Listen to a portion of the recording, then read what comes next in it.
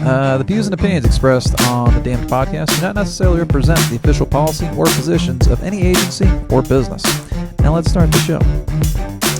Hey everybody, it's the Bomb Podcast with David M.D. If you're not familiar with the Bomb Podcast, I talk to local comedians about bombing at life, bombing at love, and bombing on stage.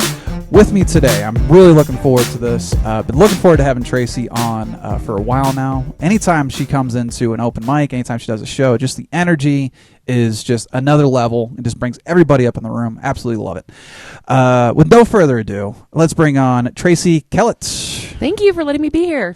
Hey, take two. I wasn't going to say anything. Well, it's the Bomb Podcast. I like bringing up my own failures. So we just definitely recorded for 20 fucking minutes.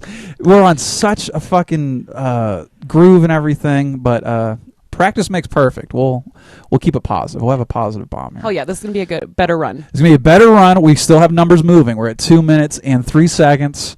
I'm going to verify like after every story. Like, okay, we're still rolling. Still rolling.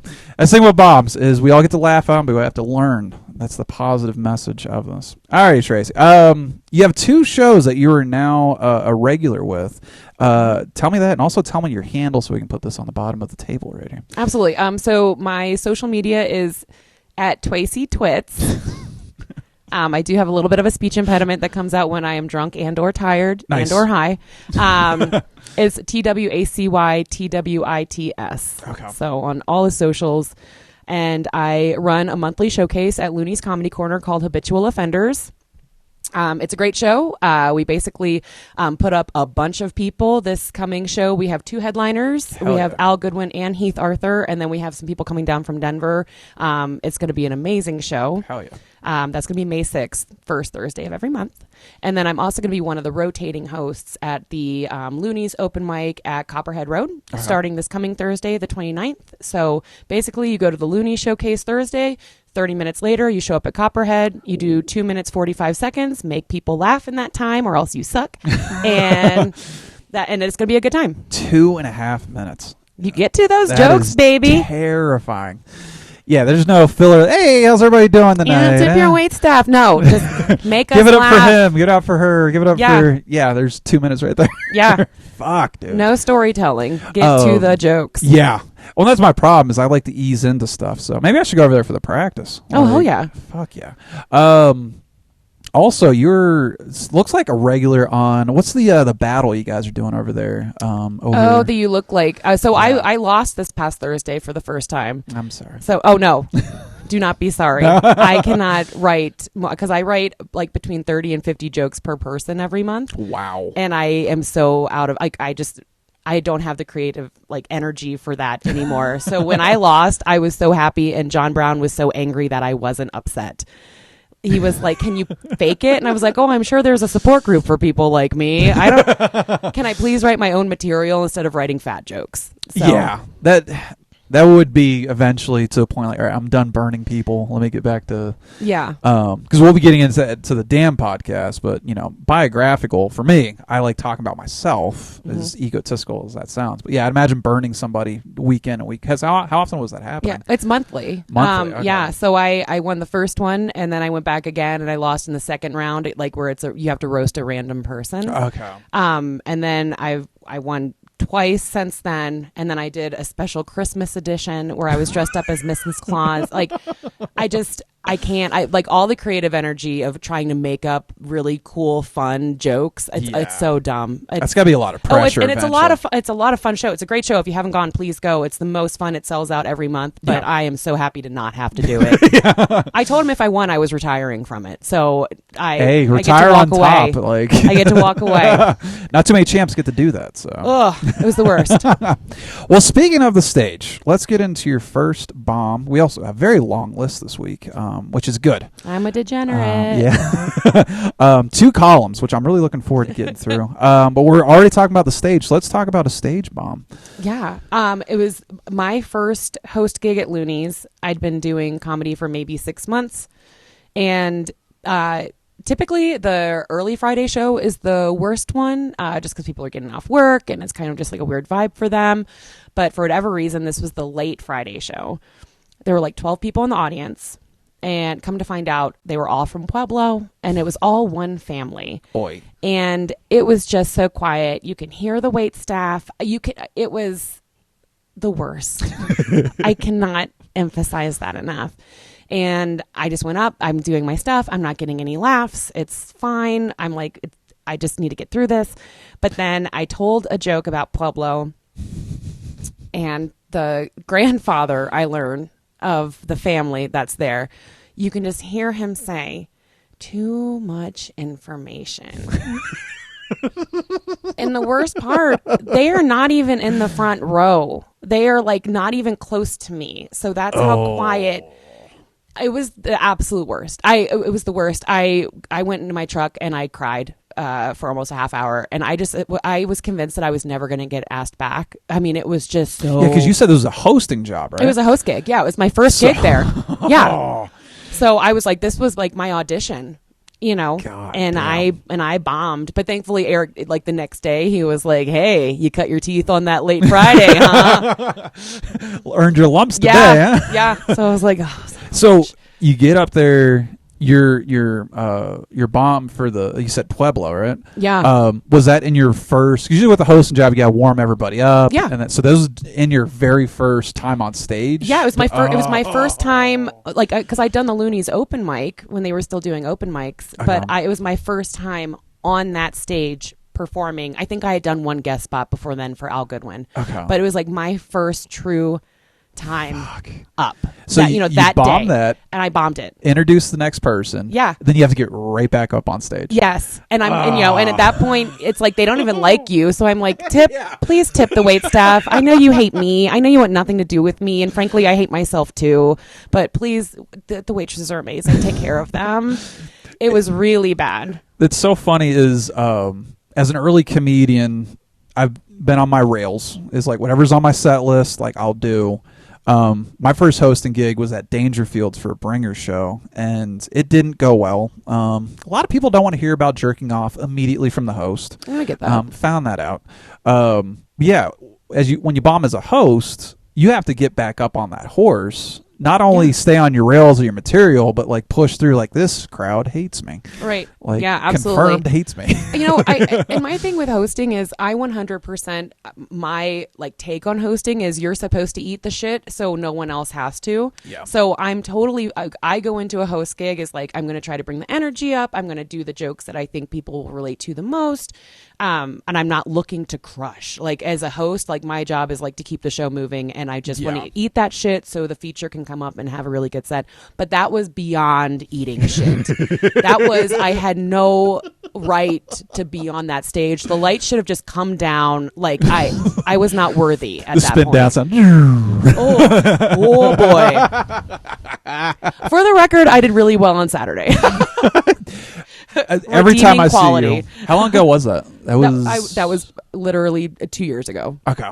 Yeah, because in those 2 years, like I said, every time I see you on stage, the energy is like through the roof. Like, thank you. That has not always been the case. I need to talk to you off mic about how to bring that energy up. Maybe I just need a streamline monster in my system before. Yeah, man. This is my fourth one today. A little nicotine. I'm kidding. I'm kidding. It's 10 o'clock in the morning, by the way. A shot and a beer, man. That's what does. I go to Looney's. They have a shot and a beer waiting for me, and that's what kicks it off. You got to kick it off. Nice. What are you drinking? The Looney shot and a Laughing Lab or a Beehive. Okay. Yeah. Nice. Or a Coors Banquet. Coors Banquet. The lady for or the beer for ladies. Wow. Please sponsor me, Coors. I'll get you guys hooked up. Beehive is known as a haircut back in the 50s. So that's how we're going to transition. Yeah, into the big hair. They actually haircuts. have that on the sticker. On the Yeah, label. they do. Yeah. Big old. I think the lady has glasses and everything. Yeah, I think she's like a waitress, I think. Could you rock the Beehive? The haircut? Yeah. Obviously. Look at this face. Well, I got Sam upstairs. We'll hook you up. Dude, I didn't even brush my hair this morning, so no Beehive. Yeah. That would be a lot of upkeep. Yeah, no. I can't do that stuff. Jesus. No, thank you. Speaking of low maintenance haircut, let's talk about this bomb of a haircut that you had. Oh, yeah. A while back. So I was running at the time, And I was one of those crazy people that was like, oh, I'm going to wax all the hair off my body and I'm going to, put Band-Aids on my nipples and I'm going to cut my hair real short. Oh. So I'd gotten a short haircut, which is great. But then I'd also asked them to dye it like platinum blonde. And it just turned that really ugly, orange, brassy, like you'd gone into chlorine, Okay. like a bad sun-in situation in 1994. And I was like, can you fix this? And they were just like, no, we can't fix it. We don't have time. So I did the whole Demi Moore, like, I'm just going to shave it. And I shaved it all off. Boy. I just shaved it all off. And I mean, it was amazing. Again, like, it wasn't bad. It wasn't a bad cut. And it was great. I kept it for a long time. I probably kept it for almost a year. Wow. Yeah. Just go full Britney Spears, self-checkout aisle. Seriously. Umbrella, paparazzi, SUV. I looked like a crazy person, but I was so free in that. Like, seriously, to not get to hide behind your hair, there's just something very, like, outgoing just in not having any hair. Yeah. So that I loved it. I absolutely loved it. Everybody's like, how the chemo going? Like, Right? Exactly. I think you should start a business model of self-checkout salons where it's just 3 tables with you do it yourself. Just burn. Look, I'm a broke comic, so I will take any suggestions that I can monetize on. Tracy's haircuts. Do it yourself, motherfuckers. They all come out the same. I can't. The Britney Spears thing was just fucking nuts. There, just I know. Did anyone assume that you just lost your fucking mind when? I'm sure. First of all, I have lost my fucking mind. So it was not in conjunction with a bad haircut, though. I'm sure a lot of people thought that, and it's just one of those things where it's like, I mean, honestly, if you think I'm crazy, it probably means you're going to leave me alone. And I don't see any downfalls to this situation. Like, there are no cons.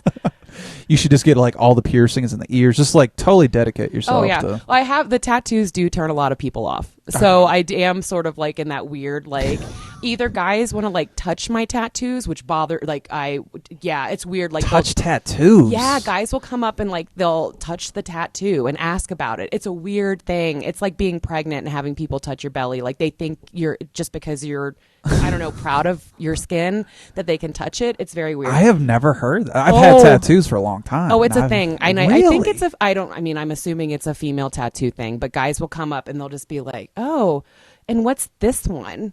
And it's like, that's you touching me without me giving you consent, actually. I think that's what this is called.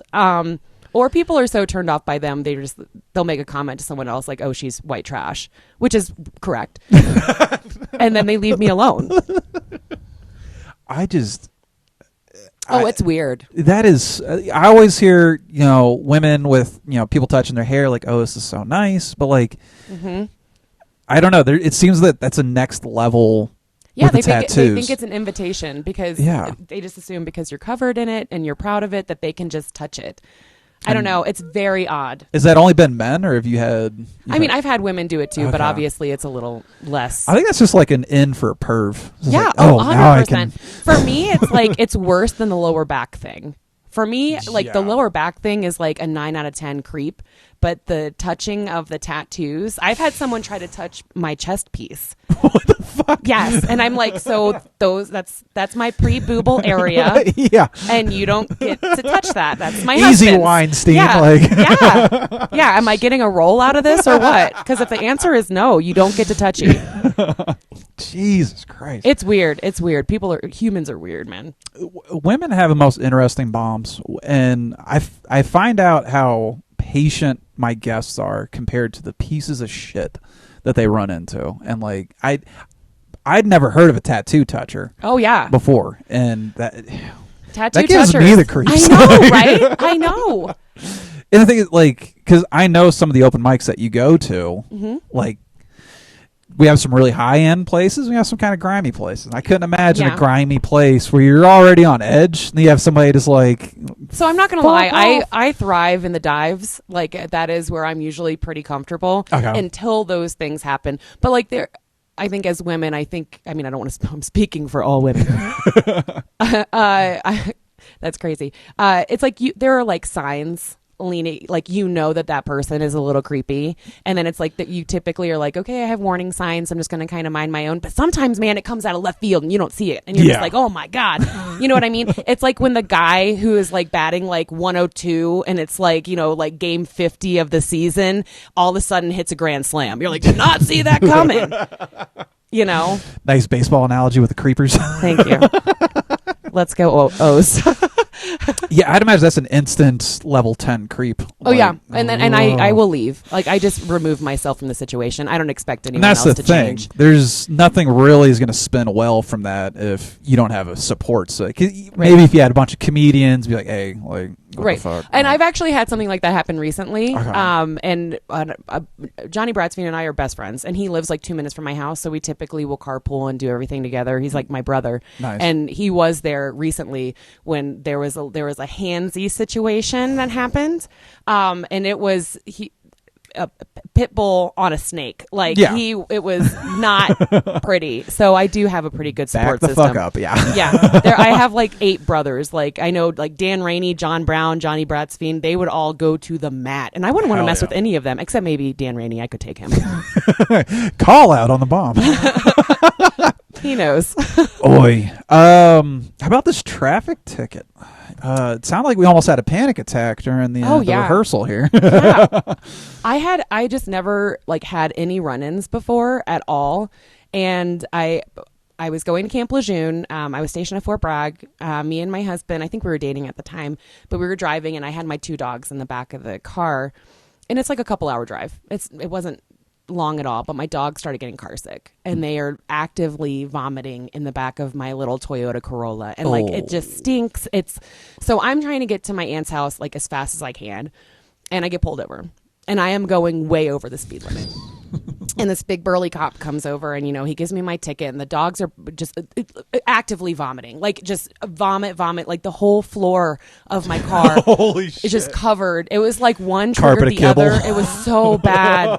And it's the cheap shit, you know, because I was like a specialist in the Army, so it's not like it's, you know, it's not Blue Buffalo. No science died on the floor. All right? Yeah. So my husband is just laughing hysterically at me. I am literally breaking down, having a panic attack. Like, I am so overwhelmed. Cop walks back to his car to leave, and I didn't take my car out of park. So I revved my engine at this police officer, and it was instant. It was like, by the way, he looked like Mr. Bubbles from Lilo and Stitch. Like, I really need everyone to know what this individual looked like. It was overwhelming. Okay. And he walks back to my car, and he was like, did you really just do that to me? And it was like, I swear to God, I am just a mess of a human. I just forgot to take my car out of park. Please. Like, it was bad. So yeah, I didn't go to jail. He told me that I could have, but easily. I didn't. Oh yeah. So that was a very stressful time for me. We said Mr. Bubbles. Mr. Bubbles. He's the social worker. Lilo and Stitch. I'll probably be watching this a bunch as a parent, but by the way, great movie. Like, if you have to watch one movie over and over again. Oh, that's a big motherfucker. Yes, that's who pulled me over, Mr. Bubbles. And then I actively revved my engine at him, apparently as an act of defiance. Oi. Yeah. You said 30 over something? Yeah, I was like 30 over. It was bad. He was like, I could take you to prison right now. And he did cut me he could cut me a break. But God damn. Yeah. Traffic tickets are sketchy. Yeah. I just paid mine off. It's been since February. We're at the end of April here. Like, anyway. Yeah. It was horrifying. I hate traffic tickets. Ugh. Let's move on to this worst date. It sounded Yeah, I mean, I guess now that I said it wasn't like that bad, I guess. It just for people who don't know, when 2 women go on a date, it is not let's grab a drink, it's not let's have dinner, and it's not like a 2-hour thing. It is an all day, like, you meet at the park, you go on a hike, you visit a butterfly garden, you go antiquing, you're going to go to a paint gallery, you're going to stop and get boba tea. Like, it's an all day affair. And you know that up front that you're going to be going to do all this? I mean, you don't really know. It just happens. Like, it just happens. But so you know, but you don't know. You know what I mean? It just happens organically. But this particular lady, I just wasn't really interested in, but I'm the kind of person where I'm typically, I can't be very mean. And she seemed very into it. She was really into it. So I didn't have the gumption to just be like, hey, you know what? I'm not feeling this. Like, let's save us both, 10 more hours of our time. So it was an all day thing. It was all day. And she was just the worst. And not like I'm sure she was like a lovely person to other people, but she just wasn't my cup of tea. Yeah. But it was 11 hours of just me just wanting to bail the entire time. So see, comedy has made me more assertive in those situations. Because when I was in New Jersey, there was people that were staying at these mics till 1, 2 o'clock in the morning. I got to be up to start heading to work at like 6. Right. So I've learned the skill of like, it was great talking to you. I'll see you next week. Like, bam. Right. I don't know if I have enough spine yet from that to do that in the middle of a date, which I don't have to worry about. Yeah. We're golden, right? Got our forever spouses. So, but I have found that comedy has made me a little more assertive. Is like, look, I got to fucking go. Right. I've seen people in 30 seconds and been like, all right, I'm out, and they're like, no, I wanted to, like, no I got shit to do. Yeah. I mean, so the good thing about comedy is that usually people are drinking, and I can, like, when you're drinking, you can back out of a situation easier, right?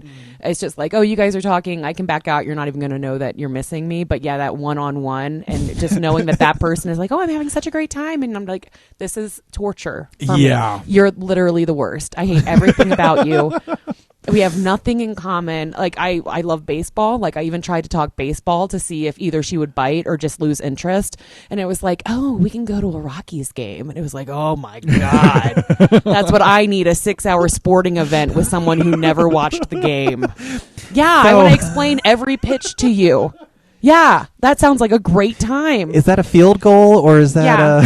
What's a warning track? No, just murder me. Jesus. Warning track. That is one I haven't heard of, and I'm somewhat caught up. Oh, the warning track. Like, so the outfielders, they have a warning track before you hit the wall, like for a home run. Oh. Yeah, so they have, like, they tip it in the parks. They'll have like a little track that's like it's a different color, so they know that they're about to hit the wall, so they don't completely like ruin their bodies. Don't give themselves CTE. Yeah, but no, they definitely look. Mike Trout definitely has CTE. Okay. So that explains the baseball analogy that we recorded earlier. Baseball. Okay. Who doggy? I tried on my last business trip, and just like, I was like, all right, I'm going to watch this. This is the American pastime. We're going to watch this. I was just like, show me the highlight reel. We have in our house, our house is like an old farmhouse, and it was renovated. So the garage, the attached garage became a living room. And it's attached, but it's still far enough away from the other rooms that there's like a little bit of privacy. And my husband I have multiple TVs. It's my man cave. It's all Orioles stuff. It's like all like signed. So you basically have this set up with just your whole basement, basically. Wow. But when I watch games, I'm not allowed to have the doors open because I'm so aggressive. I am so aggressive, and I don't mean to be, and I don't know how I am so aggressive over baseball, but I will be jumping on the couch, just screaming the C word. I'm not going to say it on our podcast. Oh, go ahead. But I'll just be like, you stupid fucking cunt! Like, move out of the shift.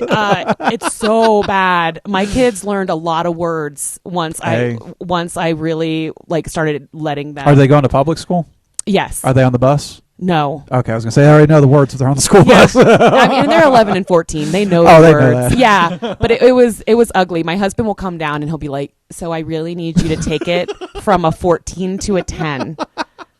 Be happy with a 10. Yeah. When we traded Manny Machado, I cursed in that room for the better part of 8 hours. Wow. I was just throwing shit at the wall. Like, it was bad. See, there's no sports that I'm that into. I used to be hardcore into UFC, but I wasn't like, motherfucker. I'm like, oh, cool. You knocked him out. Oh, yeah. But no. Like, and I'm into MMA too. So, yeah, nice. The UFC fights, I'm going to try to watch them in Breckenridge tonight at my show. But dude, yeah. Triple title fight. It's going to be a really good one. It's a really good card. But we got to talk that during the dams because we got to stay on our trail here. Yeah, sorry. No. It's me. I love talking, and the problem is. Yeah, we can talk baseball. You just want to talk baseball, guys? MLB, do you need a new commentator? I'm available. You might be doing that podcast by I'm yourself. always available. Okay, so going from worst date to work bomb. So again, it was when I was in the Army. So I had to go to language school. So I was special operations. So basically the glide path is you do your AIT. If you graduate AIT, then you go to language school. If you graduate language school, you go to airborne school. That's typically the glide path. Actually, no, I'm sorry. It was the other way around because I was airborne in language school. It doesn't matter. This is all detail that is not part of the story. But so I went to language school for Korean. So I had to go to Korea. And at the time, I worked with the Korean general. I ran the bridge. So me and him, we were homies. Like, we drank soju together. We watched Korean soap operas together. We watched really bad music videos that were dubbed with Korean. It was the time of my life. So I thought it'd be a really cool idea if I gave this huge briefing, and because there's war games twice a year, obviously, in South Korea. I thought this the base commanders? Or Yeah. is this, oh, Yeah. shit. Yeah. Oh, yeah. Oh, yeah, baby. I thought it'd be really cool if I gave my brief in Korean. So it was the Korean general, it was one of our generals, and then it was like a bunch of the other commanders, and specifically my unit commander. So I'm giving the briefing in very broken Korean, and I'm so proud of myself. And I'm a Spec 4. Like, I am a fresh Spec 4. Fuck. And my commander, like, just a couple minutes in, was pissed, and he threw a stapler at me, just like right at my head. He was over it. It was awful. It was awful. Fuck. Yeah. And no one said anything, and I just couldn't even get my thoughts together. Oh, you're probably shell shocked at that Oh, point. yeah. Just So like, I was just like, next slide. Next slide, please. Like, it was so bad. And then again, like, seeing the commanders and the generals not do anything, and then all my friends, all my little shit friends, they're all hung over. Like, we just ran 6 miles. We reek of kimchi. They are just in the back of this bunker, just laughing their asses off. And it is was this like open mic kind of vibe where Yes. the civilians like are pissed, but like all the comics are losing their life? yes, that was the exact vibe. Oh my God. It was really bad. Like, I wish someone could have given me the light. Like, I would have ran off. So, where are y'all from? Yeah. Shit, man. What do you do for a living? He's like in his like uniform. Yeah. It was really, really bad. But I did kind of get him back because we worked with 25 mics, which basically they were like the media guys. Okay. So they all taught us how to do Photoshop. So, and we had nothing else to do except me hanging out with the Korean general. So we Photoshopped a bunch of pictures of, there were 2 commanders who hated each other. We'd Photoshopped them in these like compromising positions. And we taped them all over the bunker because that's what you do, obviously, when you don't think you could get kicked out of the Army for that. And to this day, I mean, they're never going to listen to this, obviously. But yeah, it was us. They never knew who did it. And they were so pissed. And they were like, we would smoke you right now, but we can't, and blah, blah, blah. You don't think this is going to be heard by the general? We actually have a new AFN deal. I coming up next month. I really hope not. He was pretty old. He's probably dead now. Well, you said that was 04? 04. Okay. Yeah. Wow. How long were you in the Army at that point? Oh, I mean, I had just graduated from my training, so like a year and a half. Oh, shit. Yeah. Already getting office supplies thrown Fresh at you. baby. So I know this work bomb transitions into, so we didn't have a shit your pants, but you brought something new to the table, a period bomb. I perioded myself. And Ladies. to my understanding, this was in the Army as well. Yes. You had a horrifying trip through the Army, apparently. Honestly, I had the time of my life. It was so much fun. It was when I was in airborne school. And basically, when you're in airborne school, you have a couple weeks of training, and then you're jumping out of a plane. And you have to have so many jumps to graduate. Again, I think it's 5, but it has been a long time. And what they do, they put you in your chute, and they have what's called a JMPI, where a jump master comes over and they inspect you, and they tighten everything. So when your chute is on and you have your reserve, you are so tight and you're like hunched over, you can barely move. So I had been running a lot. Like, I was in the Army. I was one of the only girls. So I'm running with the guys. I'm running like 6-minute miles for miles and miles at a time. I was a tiny little, I was like 108 pounds. So I hadn't got my period. Like, it's just what happens when you lose a lot of body fat. So I'm sitting in the hangar. I'm waiting to jump, which is horrifying enough, your first jump. And I got my period. Boy. So I had nothing with me. Like, I hadn't had it in probably a year. Damn. So I wasn't expecting it. So I go up to the black hat and I'm like, I just got my period. And they don't care. Like, they don't care. They were mad enough that there were girls there, at the time. Yeah. So they did not give a shit. It was like, don't stain my bench kind of vibe. So thankfully there was a captain there, a female captain. And I was like, I just got my period. And she's like, I got you. Like, I got you covered. And they were like, by the way, the black hats were like, if you miss this jump, you're not graduating. So figure it the fuck out as fast as you can, because this bird is leaving with or without you. Fuck. I was like, okay. No pressure. No pressure. Like, I've just wasted my... And by the way, if I had failed airborne school, I couldn't do my job, and I'd go needs of the Army. So, like, there are, like, a lot of pressures on this and there's nothing more horrifying period. than needs to the military I'm with like, your open contract. I do not want to have to do laundry, Yeah. okay? That's not why I You'd be joined. lucky to do laundry. That's not why I learned another language. So, this captain and I would go into this, like, makeshift bathroom. Literally, it was like Civil War era. It was bad. It was bad. And I couldn't do it myself because of the way that I was hunched over with my chute, and everything was so tight, and I just had no mobility. So she had to do it for me. Fuck. And that, I hope she got some kind of combat badge. Yeah. Honestly. Oh, yeah, my God. But it was lickety split. Like, she went in there like it was like a medical procedure. Like, it was like sutures. Like, she was like, okay, shift this, move this, pull this, boom. And we were, wow. Yep, and we didn't miss. It was like 3 minutes, and we went right back. And it That's was like, a battle buddy, right? Oh there. yeah, no, she was amazing. She was amazing. I owe a lot to her. Oh my God. Yeah, she better have like a star or a bird or something. Oh, for sure. She earned every part of it. It was a lot of fun.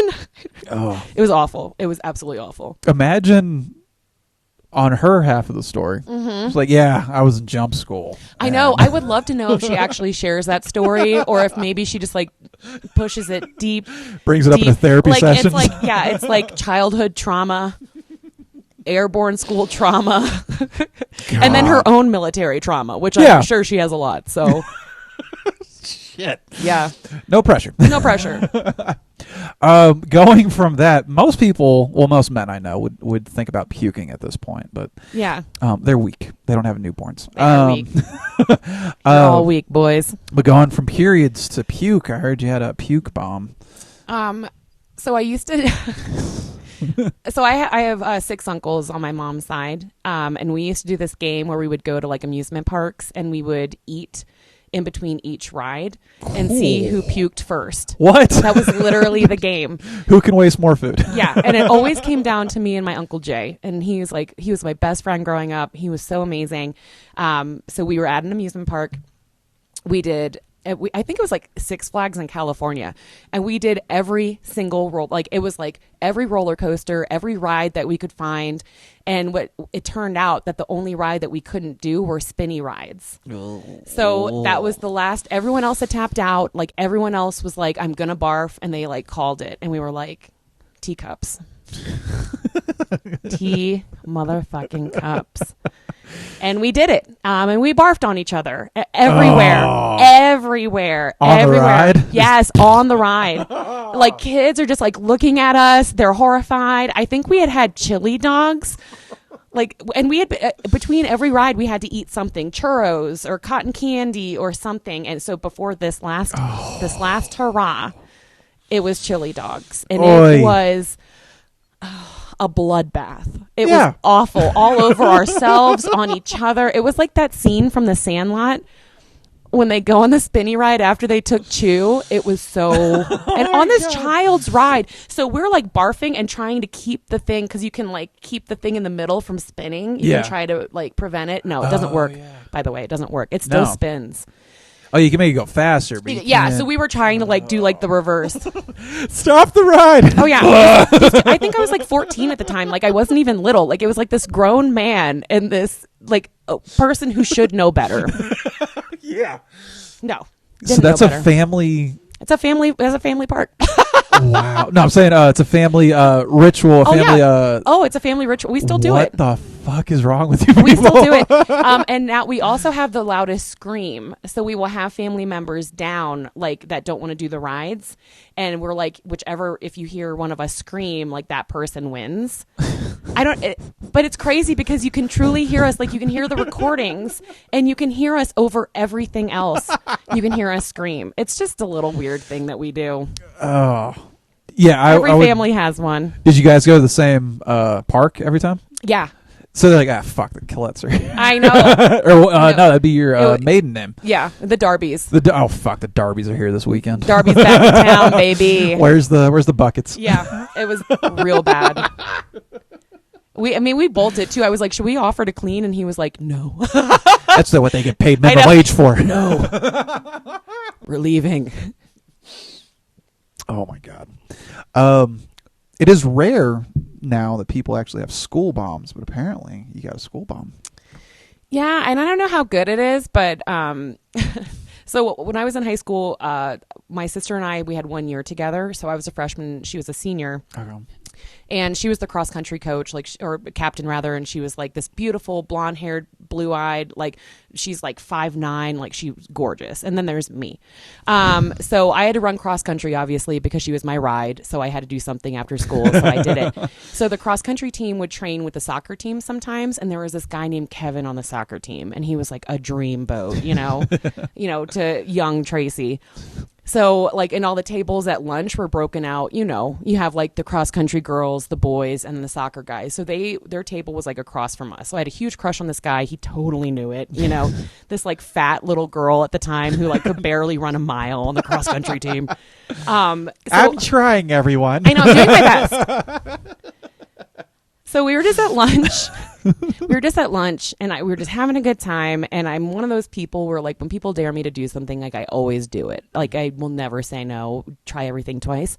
So I did the whole carrot up the nose thing to, like, do the walrus. So I had these, like, carrots, and I had baby carrots, and I stick them up my nose, and I'm doing the walrus. And I see Kevin staring at me. And I'm like, fuck, oh, my God. So what most people would do is take the carrots out of their nose. I'm realizing as I tell that story that that's what normal people would have done. So what I did in my moment of panic was I removed them from my nose and I ate them. Whoa. Because that seemed nailed it. rational. In case anyone wants to know, no, he declined my invitation to homecoming. Never dated Kevin. Still mortified of carrots. I still don't eat baby carrots. I don't know. I don't know what I was thinking. I wasn't thinking anything, I think, was the problem. You don't waste food. Never waste food. That's the thought. Never. Eat your carrots. They're good for your eyes. I don't know. And if need be, they'll clear out your sinuses. Yes. Shit. So one of the questions that we have on the bomb is hit to the groin, but you counter-offered again, another counter-offer, which anytime somebody counter-offers, it's one more new question. So Thank you for being hit in the titty. I've been hit in the titty. It sounded like you were afraid you did permanent damage. Yes. So after our youngest son, I had breast augmentation because, you nurse and things change and you want to feel a little better about yourself. And like 5 years ago, I was on a sponsored racing team. And I would do like the ultra runs and stuff like that. And now I'm just a degenerate drunk who gained 70 pounds. But you live, you learn. But yeah, living your best life. So they would send me to do those obstacle course races, and there was one called the Obstacle Course Racing World Championship, OCRWC, and it was in Ohio. And they had this thing, and they have it like at Air Assault School and stuff. It's called the Belly Buster. I don't know if you've heard of this, but basically it's a small log that's like maybe a foot off the ground. And then it's a much higher log that's like 5.5 feet off the ground. Okay. And you have to launch yourself from the smaller log to the larger log, and you have to kind of maneuver yourself around it and get over it. That's what Gomer Pyle was struggling on in Full Metal Jacket. Probably. Yeah. Probably. It was the belly buster. Same, Gomer. And I'm short, and it is a little harder for shorter people. So I was just like, I'm going for it. I don't want to have to retry it. I don't want to get like a three try no-go. Like, I just want to get through this run. And it was only like a mile in of an 11-mile thing. So it was like, I can't, if I get out in the first mile, like, what a puss. You know, I'm not doing that. So I went for it. I did not even think twice. And I did it. but I literally hit my tit. Like I landed tit first, just full tit. And I get over it, and I'm just like sitting on the ground, and I'm like, I think I popped my titty. And I just kept repeating it. Like I was a shell shocked. I was just like, I think I popped my titty. I think I popped my titty. So at this point, my hand is like in my bra, in my sports bra, and I'm like feeling around. Like it is just this whole thing. There's 50 people running by me. Like nothing stopped. As you're groping yourself. Yeah, as I'm just groping myself. And one of like, you know, like they have the people at the obstacles to make sure, like the judges to make sure that you did it properly. Of course it's a guy. And he was just like, what do you need me to do? Like, and he's, you know, trying to be so respectful, but like also I'm like, I think I popped my titty. Thankfully my husband was there because he was going to take pictures, and he was like, what is taking her so long? And like I literally had him like inspect it. Like I did not care at that point. I'm tit out. I'm like, can you look at this? And he's like, so it's bruised, but I think you're okay. I had it checked out. Totally fine, everybody. I'm not going to die from breast implant or anything like that. I know everyone's really concerned, but yeah, I full on the whole run. And it was hard. It was a long, hard. The whole time, all I could think about was, I'm going to die. Like my breast implant is leaking actively, and I'm going to die. That's salt water in there? What is in that? Well, it's usually saline. Yeah, I don't have the saline ones. I have the gummy ones. So, shit. Yeah, so I was like, oh, great. Silicone. Yeah. Fun. You know, the wrestler Chyna actually has she passed away. Rest in peace. She has her own line, had her own line of implants. They're designed for that. Yeah. Because she was doing a high impact thing. I had no idea. Yeah. Either she designed it or her name's attached to it, but she had them in. That's genius. Because she actually had one pop on TV. Yeah. And she still had to go through it. But truly, it's like you think you popped your titty, and it's horrifying to think like it's just, and of course I'm like, is it deflating? Like, you know, now I'm insecure and... Oh my God! Who was it? I think it was Rob Williams. Like, they need to fill them full of helium, so when you know, you guys hear something? Going from that into crop dust, it sounded like you had, or you like the benefits of being a female comedian. Oh yeah, I fart all the time. I fart. If you smell it, it's me. Don't even question it. I do not care at all. I don't care. I'm like, I'm 35. I'm married. I'm a mother of 2. Like, if I need to toot, I'm going to toot. I don't care who I'm in front of. I don't care if I'm on stage. Like, I do not care. But the benefit is no one ever thinks it's me. Mm-hmm. And I've even convinced people that it was them. Like, I will be like, Johnny, I think you just tooted. And he's like, no. And I'm like, I smell it. And he's like, maybe I did. Like, and it's beautiful. I'm like, oh man, crack a window. Like, you gotta love men's short-term memory. Like, did I fart? Because you guys don't care. So no. I'm like, I don't care. So, oh yeah, I fart all the time. Battle Mountain, it's me. It's me. And you were saying that's one of the cool things is being a lady in the comedy world is there's so much savagery that you're able to be a part of. Yeah. That absolutely. Truly. I mean, I was always like one of the boys. I never really had female friends. So for me, it's a very natural, comfortable environment to be mostly around guys. I do appreciate when girls are around. Yeah. Because it's like, okay, we get it. We get each other. We have these shared experiences that men just can't have. Yeah. But just... I'm going to fart, man. I'm going to burp. I don't care at all. I'm going to get trashed at Looney's, and we're going to go on stage, and we're going to rap DMX. Like, and I love that. Rest in peace, DMX. Rest in peace till I get there. Yeah.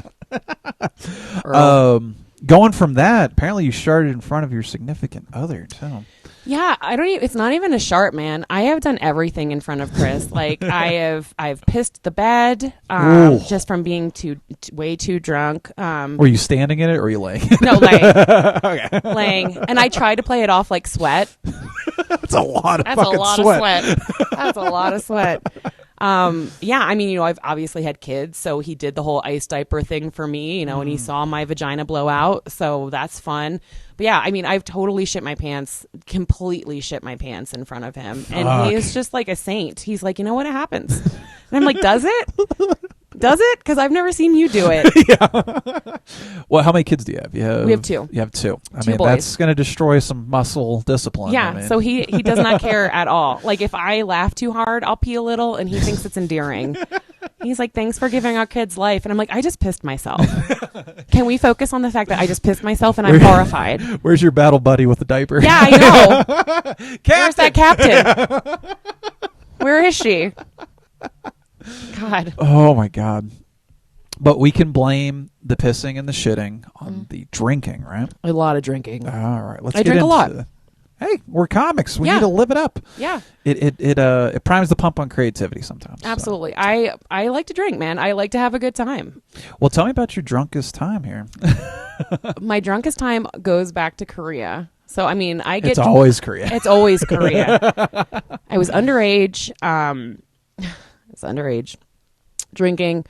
And at the time, my captain at the time, he and I worked really closely together. And he was like, look, the other guys that are underage, they're not supposed to be drinking. So you can go and drink. Just don't go anywhere where they're going to be because they can't see you drinking. They'll know it's like preferential treatment. Yeah. I was like, cool. So I would go off base to this dive bar called The Wall. Oh. The bartender had one arm and his name was Bong. And it was like one of those dive bars where like you have the computer where you can play your music. Like it was like Napster, you know what I mean? So you could like pick the songs. Oh yeah. So I'd go to this bar. I'd put on like Good Charlotte. Like I just put on like the shittiest music. Yeah, I would do the whole thing. But if the MPs come in, you can still get charged for drinking underage. So they would come and do periodic sweeps. I did not know this. Fuck. So I was trashed. I had like 3 soju bowls with one of my friends. I was doing these things called Girl Scout shots. It was, I was like 108 pounds. Like, And the thing with people don't understand what soju is, especially back then, it was unregulated. Oh, yeah. With the alcohol content, You so you have could be no sipping idea. Kool-Aid one time and sipping like yes, like just straight up moonshine. Yeah. You know, like Everclear. You have no clue. Yeah. So I was trashed. MPs come in. I went and hid in the men's bathroom because I didn't know the difference. They found me. They know I'm underage. They put me in the car. Fuck. I'm about to get arrested. They take me to the gate, and I decide to get into a fist fight with the MP fuck around and find out. because that's what I needed to be doing. That was the obvious response to getting arrested was assault. What in Korea? Yeah. So thankfully, my captain came. He sweet talked the whole situation. Like I only got one hit in. That guy kicked my ass. Oh, Like, yeah. He was so embarrassed that I swung at him in front of his friends. So he did some damage. My Boy. captain got me out of it. But seriously, I was hungover for like 3 days after that. I mean, and just like having gotten hit too. Like you just. Oh yeah. And my captain was just like, you're gonna get chaptered out of the military if you do this again. Do you understand? And I was just like, I was back at that bar. Like literally those 3 days later, I was back at that bar. I was like, So oh you yeah, I learned totally get nothing. it. I totally understand. Fucking shit. I totally get it. Oi. There's so much to unpack right there. I know. God damn. Living that life, man. Living that life. I hope I never go to Korea just because there's just too much dumb shit going on there. But fuck that. No, I actually got like locked off base because they had a peaceful protest. And I'd gone out to go to the fish market just to like get some snacks. And I was locked off base for like 6 hours. And it was a crazy thing Damn. because at the time I didn't have a phone. You know, like everybody didn't get cell phones back then. So everyone was like trying to find me. I had no idea that they were even looking for me. I was completely sober. Like I hadn't done anything wrong. Yeah. But I had just left. It was crazy. So I started taking part of the peaceful protest because I'm in civilian clothes. And I'm like, why not? This is fun. It's an experience. White But girl sore thumb right there. Oh yeah, it was crazy, and they're all asking if I was in the military, and I was like, "No, I'm a foreign exchange student." Yeah. Like you know, I teach English. yeah, it was wild. There were wild times, man. Jesus Christ, man. Well, odd transition to itchiest asshole, but here we go. I just feel like this is dumb. I just think in the military you always have an itchy asshole. Yeah. Like so it was just a lot of Gold Bond, man. A lot of Gold Bond. The stuff with like the peppermint or whatever it is, like that's where it's at. That's where it's at. Get that tingly sensation, menthol for your butthole. I was wearing loose boxers, and for like 2 or 3 years, like I was always having like It's wedgie always chafe. issues. Yeah. And Monkey then- butt, I think is what they call it. I think that's a technical term. I did the swamp ass because I was in Virginia. Oh, yeah, with at the Langley. humidity. Moved to boxer briefs and haven't looked back since. There So you go, man. The military will teach you how to You live, you learn. to treat your own asshole. Yeah. Got to take care of the old butthole. Because like in basic training, you have no time to treat your asshole. So once Oh. you actually have time to take care of it. Like. That's the worst. Yeah, I feel like everyone is just miserable and they just are suffering from everything in basic, but you just have no time to take care of it. Actually, AIT for me was even worse because there were 12 females and they whittled us down to 4. Fuck. But we only had 2 showers and they gave us 10 minutes. So like after PT, we had 10 minutes to get completely ready and they expect you to shower because we had to go to the JFK Special Warfare Center for our AIT. So they're like, we have generals walking around, like you have to be put together, but you have 10 minutes. So I remember shaving my friend's butthole. What? Yeah. Oh, yeah. Oh, yeah. That'll give you an itchy asshole. Yeah, because she didn't want an itchy asshole. And we're all in the showers together. I mean, it's like loofah, loofah, loofah, shampoo, shampoo, shampoo. No one's conditioning anything. But she was like, I need this done. So it's like a line, basically like a braiding your hair line, but just for shaving buttholes. Because you're like, we don't want itchy buttholes. We got to be here for each other. But also, she's in control of the hot water right now. What can you do? You only have so many hands. There are only so many hands. Y'all take your battle buddy shit to the extreme. You know? Oh, no, we're taking care of each other. Shit. Proper care. Oi, oi, oi. Moving from that to pissing your pants, which we kind of already went over. Talked about it. Dude, right. I piss myself all the time when I'm drunk. It's not like in public, you know, but it's like I get home and it's like I will pee out. Like the minute I get out of the truck, I have to pee outside. We have a little designated pee spot. That's where we're at now. Is I have a spot. Don't come to my house is what I'm telling y'all. You don't know where the spot is. It might be closer to the front door than you expect. Just look for the yellow grass. Right. Every time somebody talks about shitting or pissing themselves, I gotta show this video. Excuse me. Here we go. Is this your designated shit spot here? Here we go. Mom, open the door. Oh my God. You gotta go when you gotta go. Open the door, please. The worst is that, you know, he has like hot face. Oh, you know what I mean? He's got the hot on face. myself. I mean, look where he's parked. Oh, yeah. I mean, this is desperation. Yeah. This poor man. I know what you're going through, buddy. Yeah. There's his designated shit spot. Oh. And look at the dog. The dog is like just, hey, Todd. She said, you've got to be kidding me. Hey, you didn't answer the door fast Look, enough. I got a shit. There's no shame. I don't care about that stuff at all. Like I seriously, I had to go up to a show in Fort Collins a couple days ago. That's north of Denver, isn't it? Yeah, at the Comedy Fort. God. And it was when it was snowing. It was last week. So it was like in the middle of that snowstorm and it was really bad. And Austin Brinker and I went up together and both of us, like we got to a point where we were like, we just have to stop. And he was like, that's a pea tree. Like, let's go. Like it was so clearly a pea tree, you know, like it was a gas station that wasn't open past like 8:00. So What it was the like, fuck? we're doing it like bail. Yeah. Yeah. No a gas shame. station not open past 8:00. Yeah. What the fuck? Welcome to 1950. I know. What the fuck? Our last bomb is going to be embarrassing injury and scar. So I have 2. The first one, I was on a trampoline, and one of my really fat friends was on the trampoline with me. Call out. It's like in middle school. And he bounced it really, really hard, and I fell off the trampoline, and I hit a tree. So I have to get, I started getting microneedling done because I have this scar that runs from like the inner corner of my eye, like down my nose. Ooh. It looks badass. Like it looked badass because it's basically gone now. Okay. Shout out to Dollface microneedling and facial tattooing. But yeah, it was really bad. So everyone's like, oh man, like what happened? And they expect it to be like an army thing. And I was like, my fat friend bounced me off a trampoline. And it was like, I just remember there was like blood everywhere. It's like your face bleeds so much. So it was just, it looked like a horror movie. But it was just this like one little thing. That reminds me of Brock Lesnar's. He took that knee to the face. You said you're in an MMA, right? Yeah. Brock, I think he took that in the Cain Velasquez fight. Brock Lesnar, face cut. Was it comparable to that? Yeah. It started just a little bit higher. It was not that deep. Like, it was not that deep. Yeah. No, yeah. It was like literally it was like a stick hit the corner of my eye and then it just dragged the bark like Oh, down. shit. Yeah. Okay. So it looked really badass. But again, that microneedling, man, that smooths it out. And the other one was I play the drums, and when I was in middle school, I was assembling a cymbal, and I was just raising it, and I just dropped it, and I still have the scar is very noticeable, but it dropped down my thumb, and it just took out a chunk of my thumb. Fillet the thumb, or yeah, I don't know if you could see. There's like this little circular hole. Wow. And I came out of the drum closet and I raised my hand.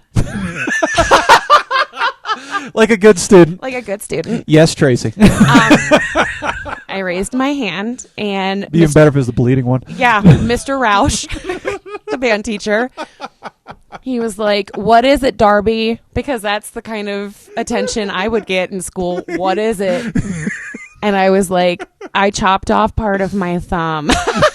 And he was like, "What?" And I literally raised my hand, and the blood was spiraling down my arm at that point. The chunk, it was completely removed. Like there wasn't even like a flap of skin to put back on it. Who's sharpening the cymbals? It was just, I don't even know if it was like at an angle. I have no idea. So like I had to go to the nurse's office, and they call my mom, and my mom is like, "Is it that bad?" And the nurse is like, "I think she needs to go to the emergency room." Whoa. Yeah, it was crazy. And I played softball. I was catcher, so I couldn't play that season. So I got an award called the Fickled Finger of Fate. Nice. Yeah, that blew. Dude. So I wanted to do percussion when I was in middle school. My mom's like, "Yeah, I'm not buying a fucking drum set, and I don't want to hear a drum set." Oh, yeah. I mean, that's fair. I didn't realize how dangerous I didn't percussion either. could be. I didn't either. My What son plays the drums now without incident. You go home, he has like a gash down his leg. No, he's totally safe. What the fuck? Yeah, user error. Definitely 100% user error. I'm trying to think how you would possibly I don't even do know. that. What was wild is that it was like blue. Like it was like, I don't even know how, but like on the inside it was like this bluish gray, and I was like, "Oh my god, like I'm gonna die. Like this has to be infected the vein or something." Yeah, like. It was real, and it was so deep. Yeah, Fuck.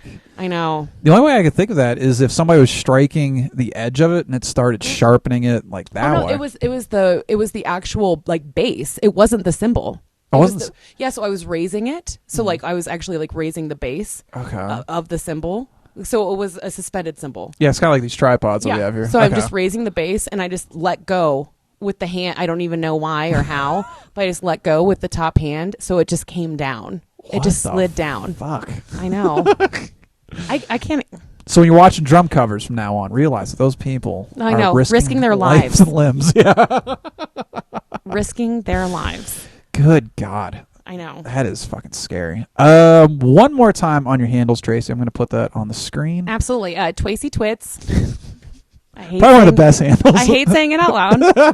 TWACY TWITS on everything. Okay. Except TikTok. I think TikTok is like Twacy Twits K or something like that. Yeah, there's so many people on TikTok now that it's hard to... I had Twacy Twits and I forgot the password, and I don't know how to undo it because I'm an idiot. So I'm trying to do Studio MD's TikTok because I'm thinking about doing a third podcast, and I can't get into my own fucking account. Yeah. So I just gave up. I just started a new account. I just completely gave up. I don't even care. Brand continuity be damned. Yeah. I don't care. Well, I hate seeing some of these big names where they have like, oh yeah, it's like Tracy Kellett 1, Tracy Kellett, Tracy Kellett 3, like Tracy Kellett official. Like, you know what I mean? It's like, no, it's not. That's not. Tracy, it was great talking to you. Everybody's already seen the Damned podcast, but we're about to record it. Getting into basically your biography, how you got into comedy and everything. So very cool. It'll be great. If you haven't seen Tracy's Damned podcast, go out and watch it. It's on Studio MD Podcasts on YouTube and Facebook. I'm sure you guys had a great time with this podcast. I'm sure you're going to have a great time with the next Tuesday's podcast because we record out of order. See you guys next week. Love everybody. Bye. Bye.